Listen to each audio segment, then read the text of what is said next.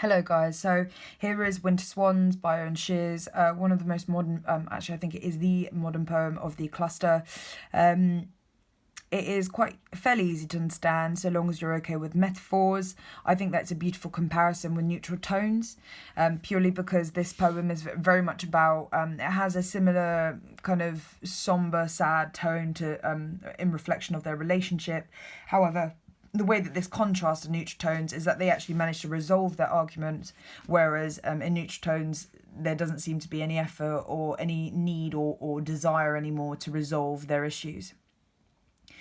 A way in which they're also a little bit different is that neutral tones, it's quite passive. The guys obviously doesn't even need to have much of a conversation with the person that they've fallen out of love with, or they don't need to talk to each other. Whereas, although there's no dialogue throughout, which means two people speaking throughout this poem, it's very clear that whilst this poem is being written, they're probably having that conversation during the poem, and then at the end they finally manage to resolve their problems. The tone, because reach conclusion and they kind of turn a new leaf in their relationship, I said that the tone was quite hopeful. However, especially at the beginning, it is quite somber. So you similarly to neutral tones, you still have that quite sad, kind of bland tone about it, but I suppose it's to suggest the serious nature and the seriousness of arguments. For here, I think this somber kind of tone as well is reflective of the fact that this narrator obviously cares to make it work, whereas in neutral tones, the somber, the sad tone is more just because the guy's just lost effort, whereas it's quite clear that this narrator is really trying to make things work. He's just kind of running out of ideas. All right, so the idea of the using the poet and the poet's background to reflect on why he may have written this certain piece is a little bit limited for this poem. There's not much to talk about with regards to Owen Shears specifically, whereas with other poems you can look at the fact that romantics, and you can kind of base their romantic ideas and beliefs and reflect on how they've actually presented it within their poem. However, for this, there's not a big deal to say, but in order to make sure that you hit this AO3 mark for the grades and the exam, which is really important, just make sure that you are constantly thinking about what the poet, what Owen Shears is trying to achieve by his poem, what his comments and beliefs may have been or might be on relationships, and how he's used these devices to create a certain reaction from the audience. Audience, the reader. All right, so we'll come back to structure. I will just analyse it with you first, and then we will move along to that. So the Winter Swans, that being the title, he's used this idea of the extended metaphor. The reason why it's extended is because instead of just saying they were winter swans to describe two love matches that are meant to be together, forever together, Owen Shears has chosen to use the idea of swans and really extend it throughout his poem, so therefore it's called an extended metaphor. The use of the extended metaphor and the way that this narrator is using this metaphor to show the connection between their relationship and nature is maybe to show that he's reassuring himself. Maybe it's to show that he feels quite emotional, the fact that he's using these metaphors. So you could maybe analyse it slightly if you were to choose to analyse the title and think about why he's used this extended metaphor. The clouds have given their all, 2 days of rain and then a break in which we walked. So immediately, and you guys should be getting quite good at this now, because a lot of poems, such as Robert Browning, such as, oh my God, how can I actually forget? I think even neutral tones, they all introduce the setting of their poem, or quite a lot of them do, using pathetic fallacy. Pathetic fallacy being the clouds and rain, the fact that we need to now link that to human emotion. We could talk about how the fact that rain, definitely for me, it's could connote their emotional battle that they have in their relationship. The idea that the clouds have given their all, it's to suggest that these clouds have rained and rained and rained until there's absolutely no last drop left. Maybe to show that they've shed many tears, and they're exhausted. They have nothing left. So they're feeling a little bit, you could infer that they're feeling a little bit helpless at this point. But anyway, they've had this 2-day argument, 2 days of rain, and then a break in which we walked. So they've obviously had two days of arguments, sat quietly, thought about it for a bit, and then chosen to kind of amend things by going on this walk. The use of enjambment here, just after break, it emphasises the work and then a break in which we walked. Emphasising the word break, it shows that the narrator feels that this break was quite hurtful to him. Maybe the enjambment, the way that it almost like, it sounds a bit dramatic, but kind of rips the sentence in half. It could almost metaphorically convey that he feels a bit broken and halved by the fact that they are no longer complete or 100%.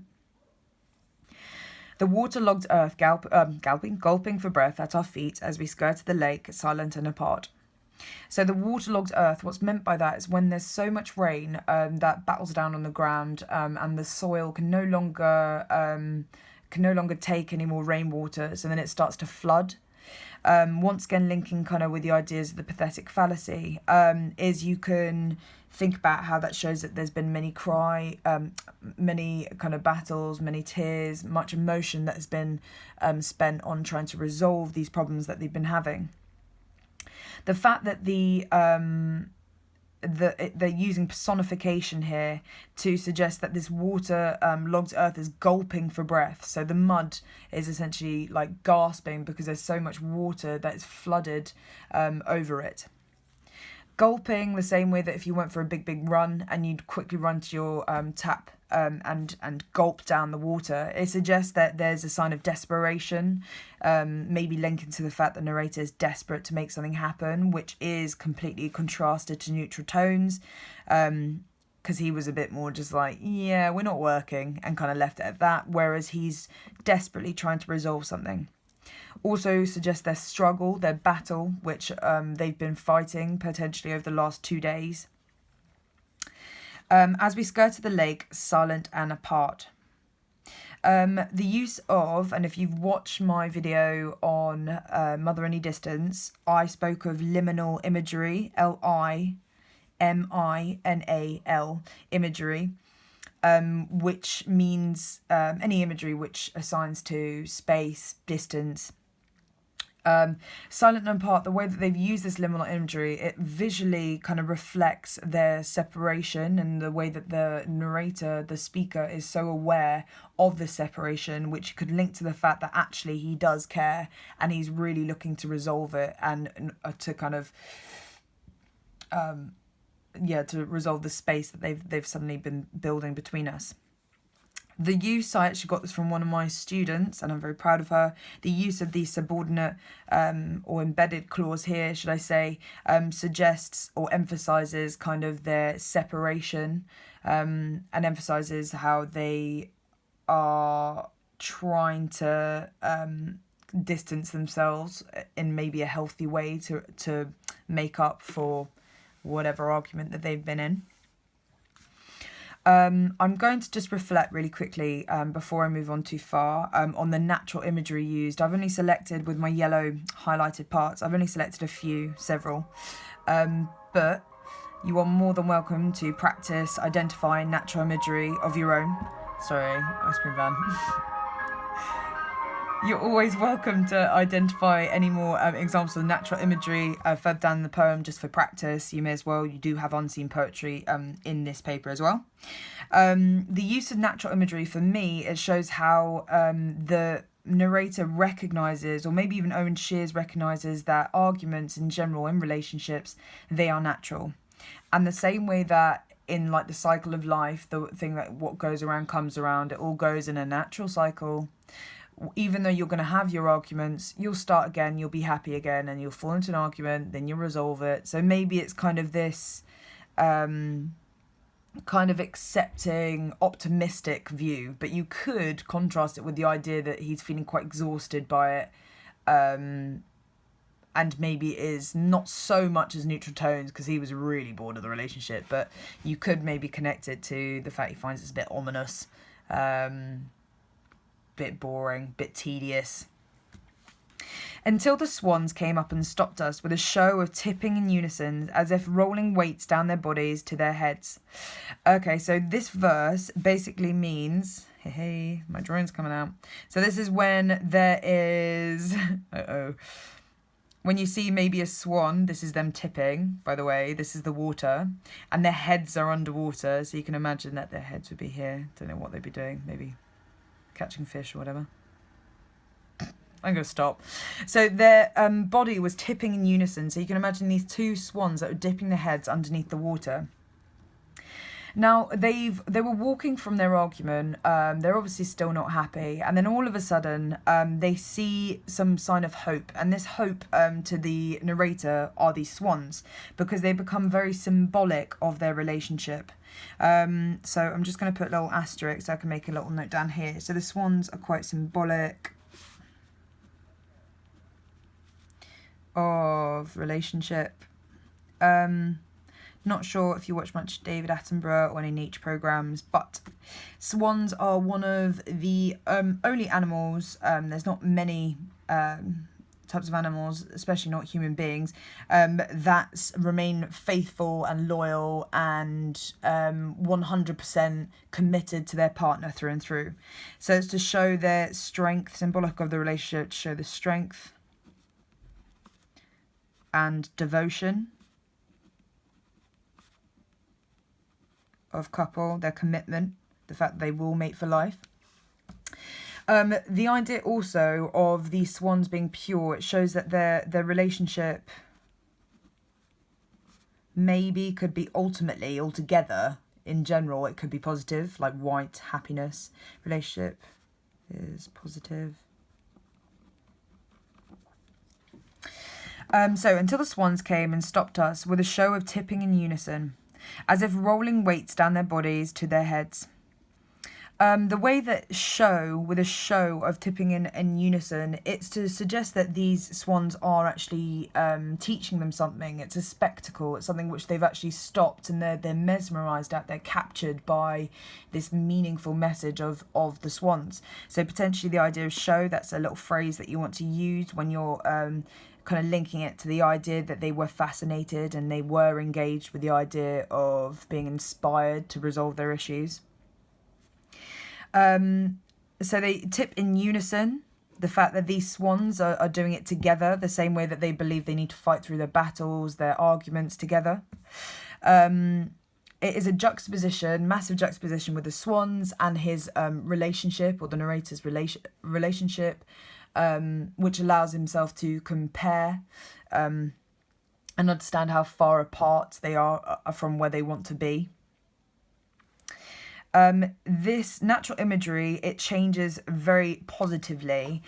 So you have the idea of the clouds, rain, the gulping earth, and the silent lake. So some things which are quite ominous atmosphere. The atmosphere immediately changes. You can make a comment on this when we hit this third verse, because there's a big show. They're in unison. They're rolling weights down. It sounds a lot more positive. So you could talk about that shift. That would be a structural comment. As if rolling weights down their bodies to their heads. Okay. They half themselves in the dark water. Now, maybe the idea of the dark water, this being the dark water, and the white of the swans, it could reflect how in relationships there are light times, there are positive moments, but there's also dark moments as well.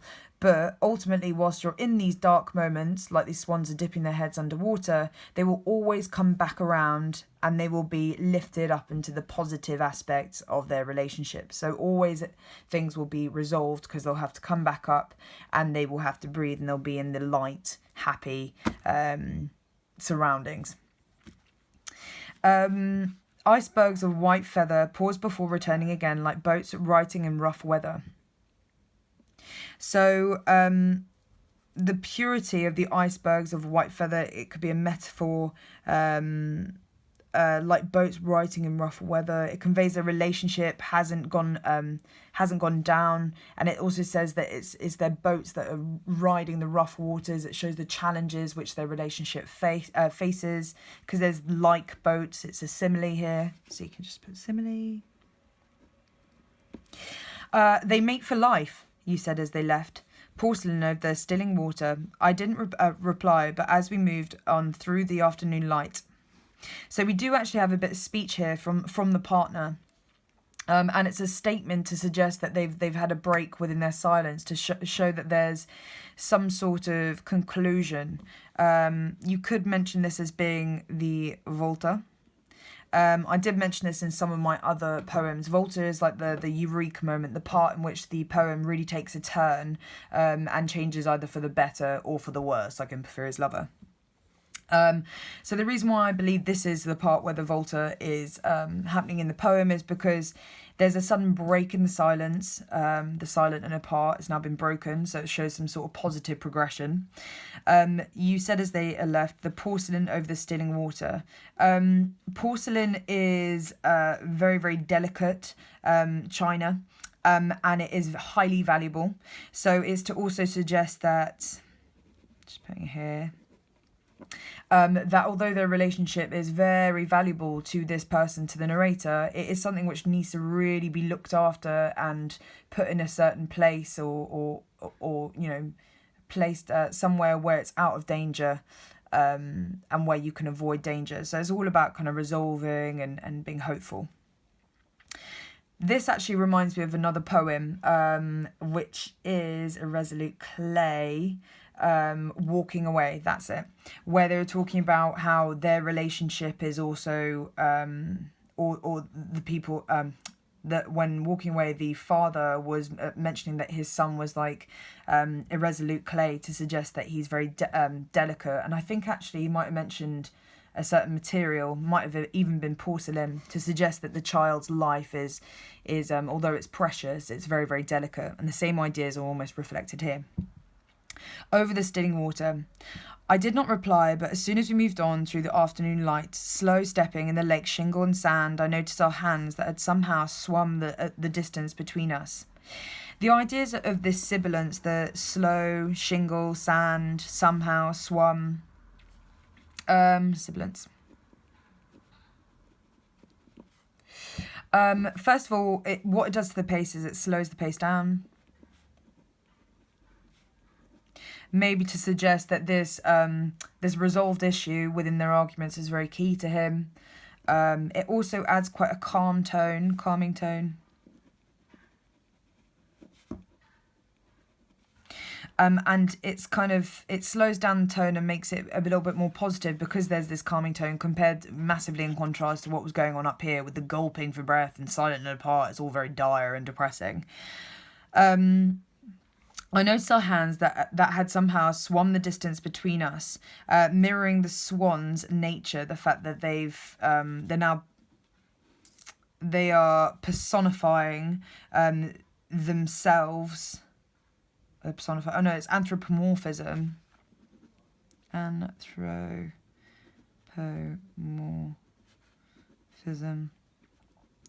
Anthropomorphism is when you give a animal human qualities. So he is using these swans and essentially saying that they are us.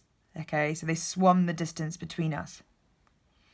It mirrors the swans' nature of the fact that they are gliding naturally together, willingly, and folded one over the other like a pair of wings settling after flight. So you have the final conclusion, almost the same way in Porphyria's Lover, where I believe that actually he ended it with 2 rhyming couplets, I think I'm correct in saying that, to suggest there's some sort of conclusion in the poem. But here it shows that they're satisfied and they're now together as 2. If you notice, all the verses are 3, 3, 3, 3, 3 until we hit the final verse, maybe to suggest that something in their relationship was a bit off. It wasn't right. It was imbalanced. It wasn't even. So maybe one person was putting more into the relationship than the other person was. But then right at the end, things are all fine.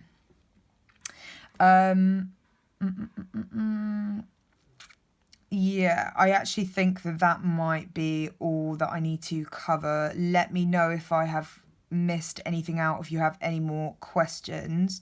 I can actually comment a little bit on the internal rhyme. Um, so for instance, you could have examples such as in this verse, there's water, weather. Although some people are more aware of how these words in some ways do rhyme, some people would say no, they don't, but they actually do. It's called internal rhyme. It's where the vowel sounding is almost the same. So water, weather, they still have the same sounding, without having to be too identical of words. So compared to like dole and troll, of course those two words rhyme, but water and weather is a little harder to recognize when you look at it visually, but through sounds, you know that they do rhyme in some way. An example of these two internal rhymes could also metaphorically convey how they're not completely whole, how they are not in unison yet. Then their relationship maybe isn't as pleasant sounding as he would like it to be. I'll finish on that note. Yeah, leave any point of feedback underneath the video if need be. Thank you. Bye.